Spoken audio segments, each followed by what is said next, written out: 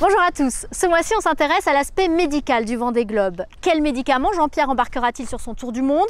Comment lui apprend-on à faire face aux situations d'extrême urgence? Les réponses dans cet épisode, c'est parti. Responsable de la sécurité, Jean-Yves est en charge de la trousse médicale que Jean-Pierre embarquera sur le Vendée Globe. Une trousse soigneusement préparée avec le docteur Lambert, le médecin qui suit JP depuis plus de 12 ans. Chaque pochon est séparé,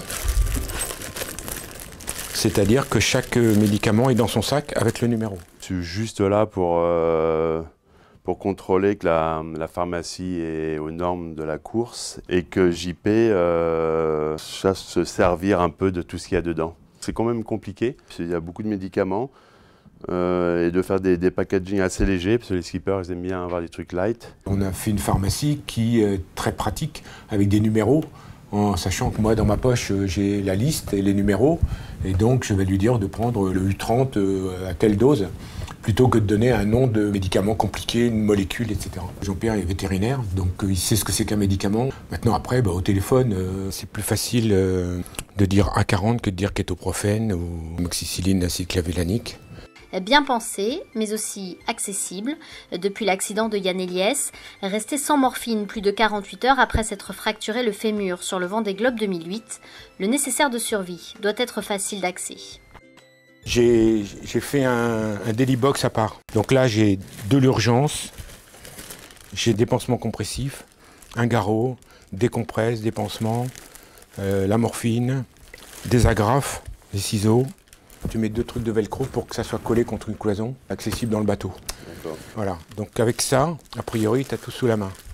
Avoir une trousse médicale adaptée, c'est bien, mais encore faut-il savoir s'en servir. Pour cela, direction le Centre d'études et de pratique de la survie à la base des sous-marins de Lorient.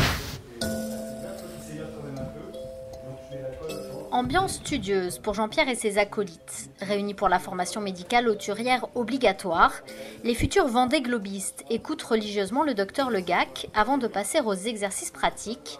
Objectif, être capable de s'auto-soigner. Ça permet vraiment de toucher du doigt ce que potentiellement on peut faire à bord. Et il faut bien sûr savoir où est sa pharmacie, sortir les bons produits et les utiliser de façon la plus efficace possible. On travaille avec nos sacs pharmacie et on sait ce qu'il y a dedans en amont, quoi. Donc ces formations elles permettent de mieux appréhender ces choses-là et pas de s'en faire une montagne et de faire les choses entre guillemets calmement, quoi. C'est utile, oui. Vous savez tout, pour de nouvelles infos, rendez-vous le mois prochain.